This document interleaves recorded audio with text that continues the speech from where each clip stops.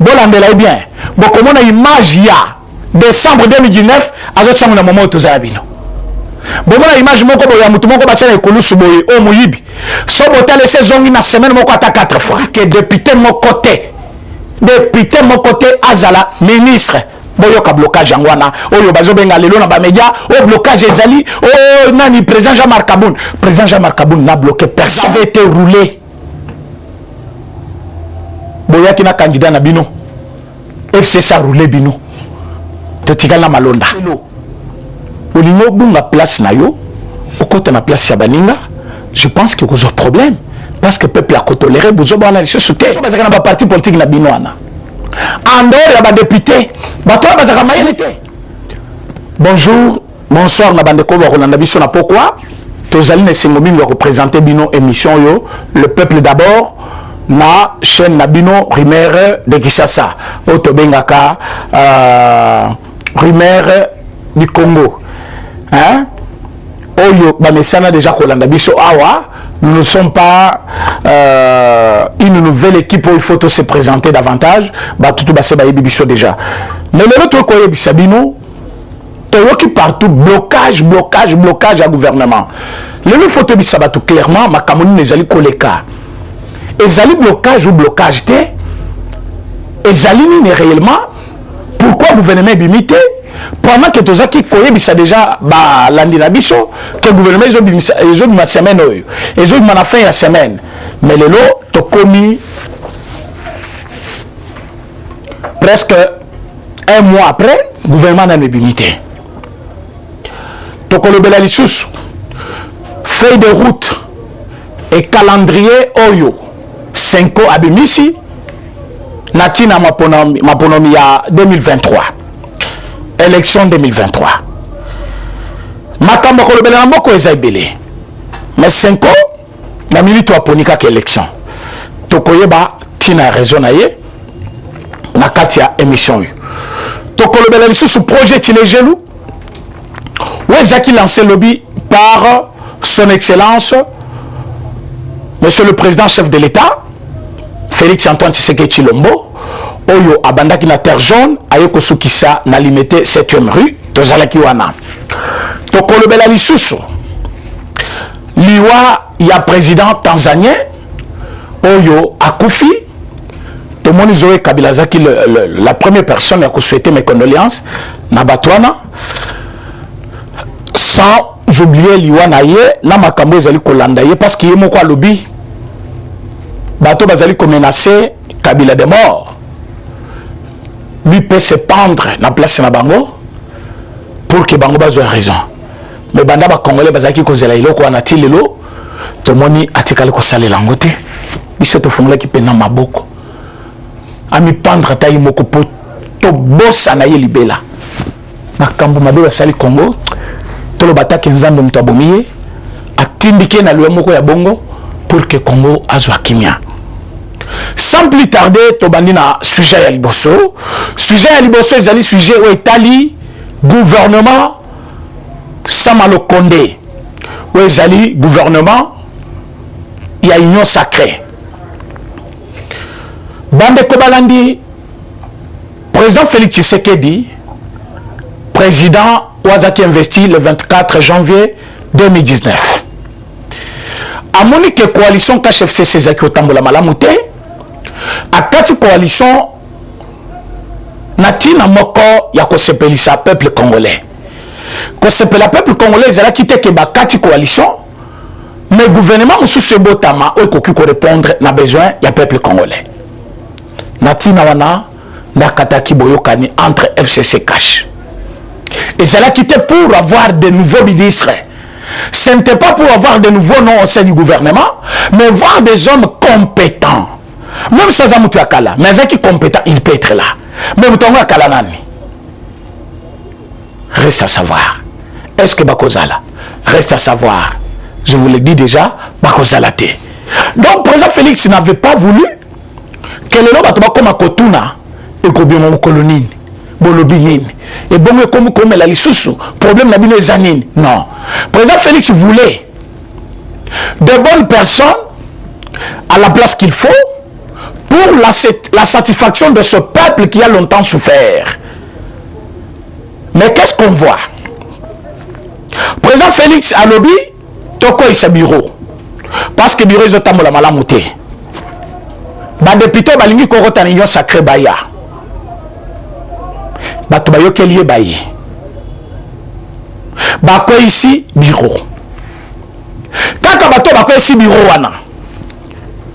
Le langage est comme de gauche à droite. Non. Et le quoi n'est aussi maté. Wana Molière. Namoni Kalate après sortir au gouvernement. Union sacrée Kopanzana. Mais Molière osa pena bénéficiaire. Il y a gouvernement Félix Tshisekedi. Pourquoi na moment ya Kabila Obima gouverneur nani député? Pourquoi vous êtes na makasa ko possibilité? Pourquoi tellement qu'il y a la télévision pour la collection biso bakuluna? Donc, na moment où Kabila Zaki président, la vie de Kinshasa était prise à saut par des inciviques où il y a qui collection sur la télévision. Mais tant le président Félix a commis Mokonzi, les lots, l'andia solo, la nakabaché na yoana, il qui a commis collection biloko ya kala. Oui, mais pourquoi? Sujet à Sikezate. Koluna esili pour ne pas dire diminuer bazali mouké par rapport à liboso bato batala caché non na Molière bayo bake bakomi kocha image moko na semaine 3 fois 4 fois botire mato botala bien bande ko nyonso baza na Kinshasa bazola na ngai lelo bolandela bien bokomona image ya décembre 2019 azotsango na moment tozala bino. Bon, la image moko boya mutu moko bachana ekolusu boye o muyibi so botale saison na semaine moko ata 4 fois so botale mwana moko ba viola ki na ngaba bokomona ke image moko ezali kozonga même 6 fois na télévision. D'abord selon l'éthique il faut d'abord bakanga magazine wana parce que ezali magazine ou ezali ko légaliser mal collection ba tout que parce que et ça c'est bien. Mais ce qui est le salami déjà il est qui au comme que ils sont balebele aux aliko lukanini objectif ya et le kozo la kisawana izali nini donc objectif ezali bana mosoba yeba que non donc mwana akokipe kozwa tata mukolo abi manelo kola mobile na yi donc mutako ko violer mwana ya mwasi na yo autaki na libala mususu donc au comme net ko faire légaliser makambo mabe parce que zo la kisango balebele sans condamner cela. Pourtant, on a qui ça qui yango. Bazouji bazouji qui parfois mutwana boba samisaye. Ba policier bakanga ki mutwana. Voilà tellement yaba que gouvernement ou ekozala. Gouvernement ya peuple d'abord. Changement kokota. Okimaki télévision pour que fouta le société. Yango kota ki gouvernement. Enani hémicycle. Mais tant on continue union sacrée. Vous êtes pas bâti non? Yo ça qui campagne. Molière yo c'est la campagne ya nani non? Ya Kabila non? Yo ça qui monte FCC. Tango ba congolais batonaki yo koko sabi soki ozaki se mafachi zoko ozaki mutu ya Kabila wangana olobi na bosanaka peuple a sekayo yo kanisa ki osamiser le peuple a comprenaki yo caméléon lelo yo na union sacrée avec l'idée ya ko détruire to boy critique ta to lingi bato ba critiquer mais critique na yo est un objectif. Et c'est la critique mon côté avec des idées au babengaka arrière-pensée. Déjà vous allez kola kabatuke union sacrée zo panzana. Si quoi batubatunya zo panzana pona nini? Ba raison il y a blocage, il y a gouvernement yangoyo. Président Félix Alobi bolanda ngai bien na banda ko na bino bo fonla matoy boyoka. Président Félix Azanzambete. Il n'est pas dictateur, mais il a demandé à ce que bato union sacrée va se conformer à la logique naïe. À Sengi Bango Lobby, ce gouvernement, c'est un gouvernement de guerriers. Je ne trouve pas comment un politicien qui a été déjà élu député a comme aller sous ministre. Il va servir où? Dès lors qu'il entre dans le gouvernement, l'ambition est à côté du Parlement et Katani. Na place naye à côté comme moi na pas qui premier suppléant à côté comme moi ce n'est pas qui premier suppléant même sans qu'on peut ça moi na idée moi na koki ko exercer idée wana comme tant yemoko azalaki na hémicycle alors mutunyon soit servir payer placer azali Bon, Président Félix Alobi, tu es élu député, tu dois servir le pays en tant que député. Batmoussoua Bazana Kat, il y a hémicycle, était comme l'Assemblée nationale, député nationaux plutôt. Batouana n'est pas côté dans le gouvernement. Donc, l'unique problème que le président Félix s'est fait, c'est parce que Alobi que député mon côté. Député mon côté, Azala, ministre. Boyoka blocage angwana oyo bazobenga lelo na ba média o blocage ezali o nani président Jean-Marc Kaboun. Président Jean-Marc Kaboun n'a bloqué personne, il n'a aucune intention de bloquer parce que président Jean-Marc Azeli président il y a UDPS c'est un parti au pouvoir, tous on a besoin de bilan ya malam en 2023. Nous avons perdu 2 ans. O Kabila Kanisaki tozali bazopa. Mais biso to la kisi que tozaki bazobate. Tozaki en train de préparer combattre Koki Kobong Samboka. Les frappe Nabiso à la dernière minute. FCC Fongolumbanga. Ibani Kolela. Président Jean-Marc Azali P député. Il n'a jamais voulu être membre du gouvernement. Quand bureau ya Mabund, les gens pensaient que président Jean-Marc a connu la poste il y a président il y a parlement. Mais il ne l'a pas fait. Président Jean-Marc a l'uli kapoti à Zalaki. Pendant qu'on a qui sabatou, quand il bureau à Mabunda, pour qu'on a la place à Mabunda, mais quand il bureau à Mabunda, par conviction, par besoin à servir peuple. Lélo, Batubabime de gauche à droite, il y a sur Génine, blocage et Zali. Parce que le président Félix ne veut pas collaborer.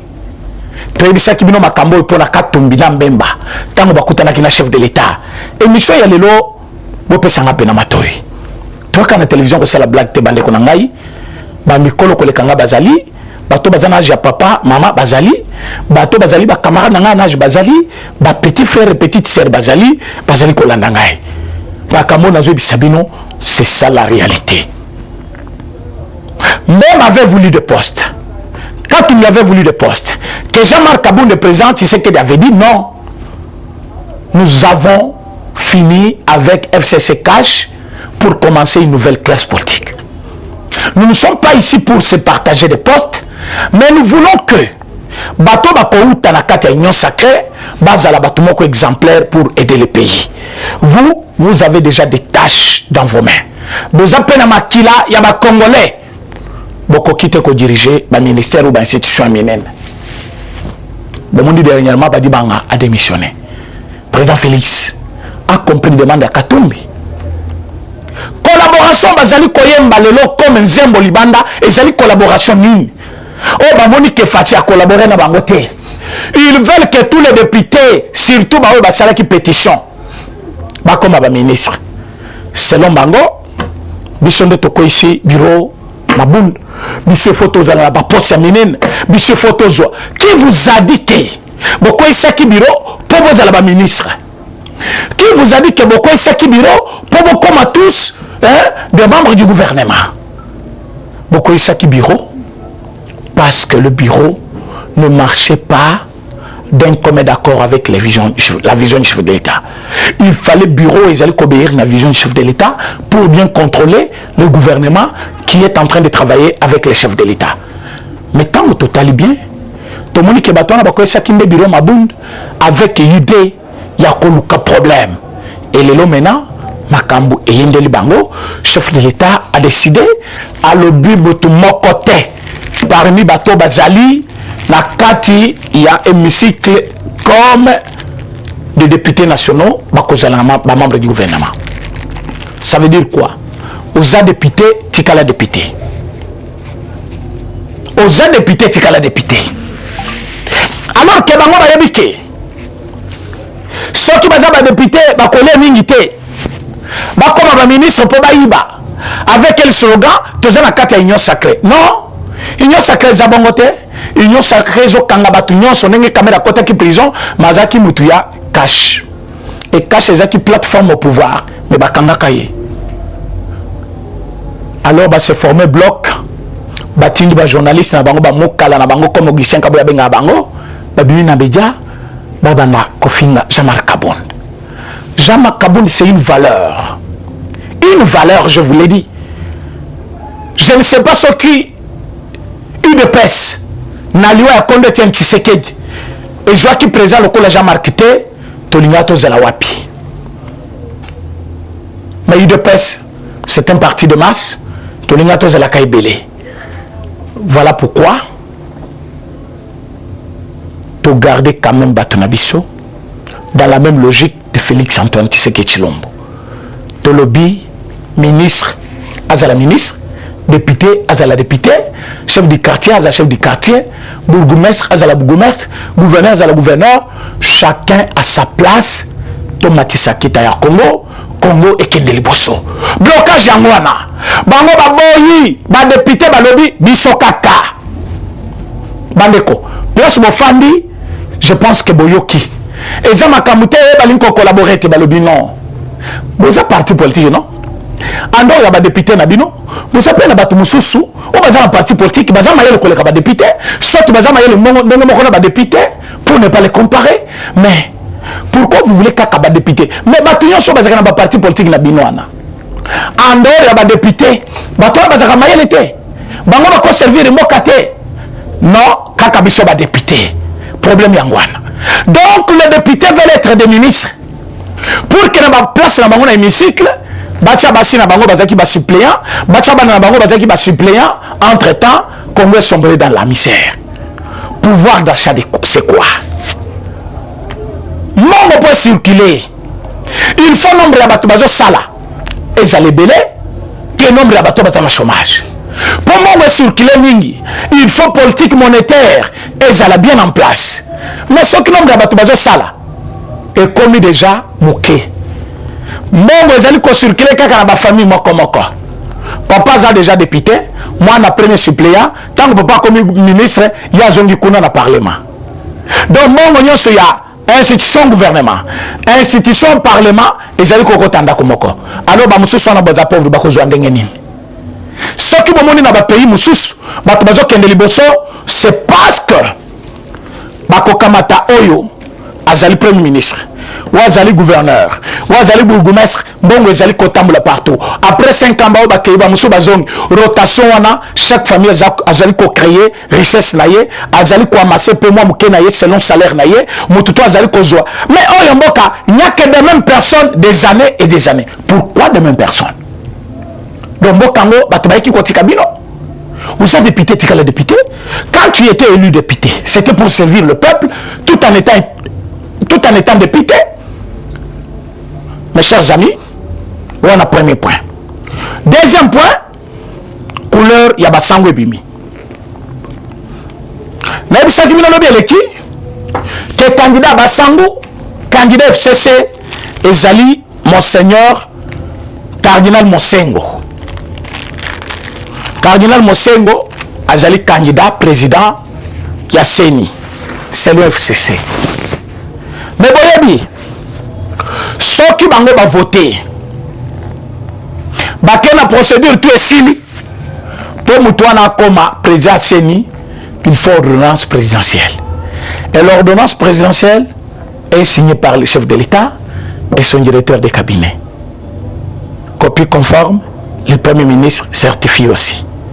Mes amis, ce n'est pas facile, Mosengo ne sera jamais candidat ou président de la CENI au Congo. Je vous le dis, vous blaguez et vous allez continuer à sombrer. Tant que vous avez attaqué la candidature à Mosengo, le seul bakoti va venir ici calendrier électoral. Ah, na bambo kanyon sotebi ke commission électorale indépendante de bimisaka calendrier électoral. Mais na Congo lelo calendrier électoral moko ezobima et pas Fayulu moko ebimi na 5 ans moko ezali kobima soki na banani awa sulusha soki nini. Vous voulez que Seni Asalas comme Sala nini? La Seni va faire quoi? Parce que tout le monde a un calendrier naïe. Alors la Seni va faire quoi? La Seni n'aura pas un travail à faire. Alors vous voulez que Seni a foutu à Mambongo, mais calendrier, il y a Fayulu. Seni a foutu à Mbongo, calendrier, il y a 5 ans. c'est ce qui est ma proposition. Oui. Mais proposition, c'est sur base de quoi? Parce que vous êtes partie prenante. 5 ans, Azali partie prenante dans l'élection. Azala ba candidat. C'est là Azala ba candidat. Mouton aligné déjà ba candidat na Seni. Azala partie prenante. C'est Nani Fayoulou. Azala candidat. Azali partie prenante dans cette élection. Comment Mouton Azali partie prenante? Donc Yomoko juge. Mais finalement, est-ce que Mouton Missa Misaka? Le juge des élections, c'est la CENI, la commission électorale indépendante. Et que dit la loi? Est-ce que Mouton Azali partie prenante a-t-il droit de proposer candidature ou soit projet, il y a loi électorale, soit calendrier électoral? Non. Mais c'est quoi Azali comme ce calendrier électoral en tant que qui? Bon, mandat Congo est à Congo. Parce que Bele Bazo Ibisabiso o IDPS bino pes bokoma ki ko bima marche ndenge moko na bato wana ya 5 ans. Bozaki ko bima na nzela jour moko, bozo sala baction ndenge moko pona ko benga na Kabila. Lelo bokomi ko boya 5 ans. Tango to sala na bango wana. Bola kisabiso biso na bango, place biso na bango to sala calendrier électoral to pesango Seni. To sala yango te. Ezali prérogative ya parti politique te. Et 5 ans, ezali parti politique en devenir.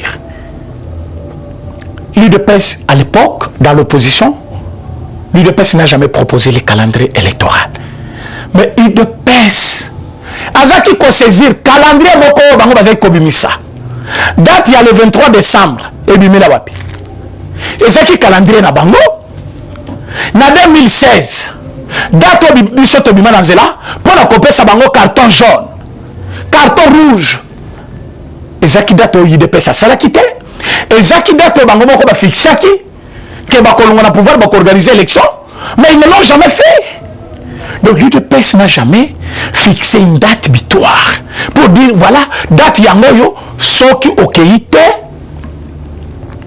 de moke kokatana. Sko bino bozali 5 ans. Bino bozali commission église. Bokomi koloba soki le 23 ekoki organiser l'élection te. Déjà vous menacez qui? Vous menacez qui? Et vous voulez que président Félix fasse quoi? Azwa calendrier nabino apesa Seni? Ce n'est pas président Tshisekedi qui va organiser les élections. C'est plutôt la commission électorale indépendante, qui est une institution d'appui à la démocratie. Il est à cause d'un animateur. Dato baponaka animateur naye na mesilité, na mekokipete. Vous avez été roulé. Boyaki na candidat na bino. FCC a roulé bino. Totikala malonda. Soki bisoto boyaka malonda te. Bokoma ki koyemba lokola nzembo. Toboyi malonda. Mais l'élection elle est kakindengini. Quand on voit la société civile au Congo, la première église qu'on voit, c'est l'église catholique, l'église protestante et d'autres églises de réveil après. Mais tant que Tokendaki, nous ne bozaki partie prenante dans l'élection. Malonda bimaka ndengeni pour comme candidat unique. Vous avez été roulé. Roulé par qui? Par FCC. Mais tant que FCC a roulé, bino. Ce qui vous êtes aussi, vrai Congolais. Ce qui vous déjà démocratie, déjà dans le pays. Parce qu'aujourd'hui, vous chantez la démocratie. Quand on veut vous attaquer, vous dites non, nous sommes dans la démocratie. Bati katoloba o biso petozo kanisa. Pourquoi bango bazali ko empêcher biso toloba o tolingi koloba qui vous empêche? Vous êtes dans la démocratie. La démocratie vous exige aussi d'accepter les choix des autres. Malonde a été le choix des autres. Mais bino bozali qui partie prenante, vous avez claqué la porte. Boboy choix ya Malonda à la tête ya Seni. C'était dans quel objectif? Pour que Botika la candidat na bino. Boboy a des candidats. Pas pour d'autres objectifs, mais parce que bazaki kaka bakasayen pour Botika kaka candidat na bino. Tango ba rouler bino, de bomoni que non, il fallait Malonda tikalate, alors il fallait il devait s'apporter bino main forte. Tout le monde kaka to sala na palais du peuple, chef de l'État s'est saisi du dossier à le bino. On ne peut pas continuer à danser pendant que babeti mbunda bazali ko déclarer biso nde babeti mbunda tozali peuple peuple tobimaki na nzela tolobi toboyi malonda za kabiliste akoki ko organiser élection ya malamu te batia ye mopanzi mais banani basalaki ke malonda tikala ye moko c'est vous la 5 ans parce que vous aviez réquisé des candidats d'office parce que bazali batou ya Kasai. Est-ce que c'est une raison? Il y a une loi qui interdit qui attribue à président passer la politique comme à la commission électorale indépendante. C'était l'acharnement. C'est ça même le tribalisme qu'on appelle tribalisme. Mais le chef de l'État aboya qui répondre bien parce que chef de l'État alobaki il faut bannir bilokwan bannir yango le robo présenter bino biso cardinal malo cardinal nani Mosengo tambo moni ke batu bakolinga yete bino na bo misi calendrier électoral.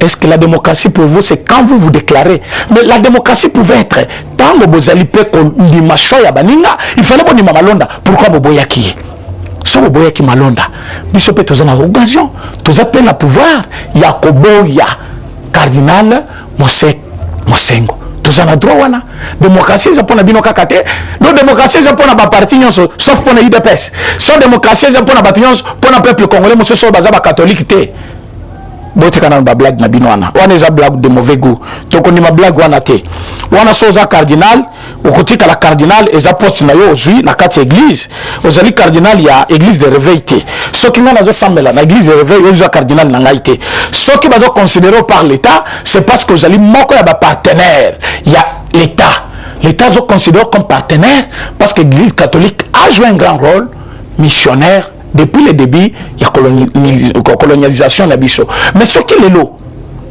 olingo bunga place na yo okota na place ya baninga je pense que vous avez problème parce que le peuple a toléré vous avez sauté mais je vais recadrer quelque chose bande ko bele baye ba chef de l'état azali zambete akosala ba poste nyon sauté so za gouverneur motuna poste na ya sala musala na ye. Pourquoi tout vous jetez sur le chef de l'État? Vous dites non, il est garant de la nation, c'est lui le président, c'est lui qui convoque le conseil des ministres, c'est lui qui fait. Oui. Pourquoi quand il y a mal, vous dites c'est le chef de l'État? Il n'agit pas bien, boy. Mais quand il prend des décisions, vous dites non, il est comme dictature. Mais réveillez-vous. S'il endosse tout en tant que garant de la nation, il a aussi les droits de mettre son nez partout en tant que garant de la nation. Voilà pourquoi il a le choix sur le ministre. Voilà pourquoi il a le choix sur tout le monde. Parce qu'il est aussi le garant de la nation. Je pense qu'on se fait bien comprendre. Parce que ceux qui, pour Yangui le Boukani, au président chef de l'État, le même jour, Baïri Singobila Sotoyo qui est 2 jours et l'équipe, au Bongisina de place Sanate, au Lumwe Boulot. Mobila Posala la pour Yangui. Basali Moussala Boutou. Na tongo déjà bakalmaki moi le boulot etikali muke bazali ko étudier comment bakoko sala refaire pont na mobimba po ezali pont ya kala basino bazaki bayaki ko réparer wana basali bisala salabaki yango mon inspection des finances balobi non après le contrôle et l'étude minutieuse il y a dossier 5 chantiers bamoni ke mbongo ya l'état vraiment baleki en désordre et que batouane il faut bazala poursuivi. Et la poursuivi. Nabisaki bino projet il y a construction ya inga 1 jusqu'à 8. Ndenge balinga ibali à 14 milliards de dollars. Et le chef de l'État continue à Katia Muzindo avec comment que c'était un marché qui a été négocié à 6 milliards. Lui-même a négocié plus tôt. Il a négocié jusqu'à 6 milliards. Pendant que Bango Bazai Koko Sakeza 14 milliards pour 8 milliards dans ma poche. C'est comme ça qu'ils ont bouffé l'argent. Il y a 5 chantiers. Ils se sont distribués l'argent. Mais le chef de l'État lobby, l'heure est grave. Le peuple souffre. Nous devons aider le peuple. Pour aider le peuple, nous devons dénoncer le mal. Alors, Batoutoua Nabaleli, chef de l'État, a eu une décision. À côté, quand Moututa Iba, il se soumet sur l'État. Oh, l'union soit Koluka Aïba. À côté Boloko. Bande Konangai. Le temps qui m'a été imparti est trop petit. Et je viens de quelque part, vous voyez comment je transpire. Je voulais toujours communier avec vous. Je suis tellement pressé pour partir aussi ailleurs. Vous allez m'excuser d'avoir fait quelques minutes avec vous. Lobby Tokosala, une émission spéciale pour Nakoyebi Sabino, ce qui ne va pas dans la formation du gouvernement. Mais bientôt, gouvernement Jobima. Bamataba Kita, le chef, a déjà décidé. Il a pris une décision d'ici la gouvernement Zobima. Et demain, nous serons ensemble. Je vais vous dire pourquoi. Merci et à demain. Eshima, votre magazine qui bat au rythme de l'actualité. Une réponse à vos besoins en information, un éclairage dans divers domaines. Impartial, documenté, instructif. Eshima au cœur de l'info. Retrouvez la nouvelle édition. Exclusivité. Eustache Mouandi, ministre d'État, ministre des Ressources hydrauliques, relève le défi de la libéralisation du secteur de l'électricité. Des actions concrètes. Cap sur la libéralisation de l'électricité. Installation des mandataires ARE et ANSER. Fonds Mwinda qui permettra de fournir de l'énergie électrique propre à 15 millions des Congolais. Signature contrat B-Box. Plusieurs protocoles d'accord signés dans le cadre de la mise en application de la loi sur l'électricité. Les avancées enregistrées dans les secteurs des ressources hydrauliques et électricité grâce à la vision du ministre d'État Eustache Mouandi représentent un acquis indispensable qui balise le chemin vers l'effectivité de l'amélioration du taux de desserte en eau potable et en électricité. Focus. Payer l'impôt est un devoir civique. Le directeur général de la DGI, Barnabé Mwakadi, sensibilise les assujettis. Dossier Eshima, les épidémies les plus dévastatrices de l'histoire. Nation, le ministre d'État Ribens Mikindo met en valeur les blocs pétroliers et gaziers de la RDC afin de transformer les potentialités en hydrocarbures en véritable richesse. Élection 2023, le compte à rebours de la Senco. À lire également les portraits de Kelly Kunte, journaliste chevronné. Économie, budget 2021, moins ambitieux, plus réaliste. Culture, les tabous de l'inceste. Retrouvez l'intégralité du magazine Eshima dans les kiosques. Eshima Magazine, un nouveau standard d'information.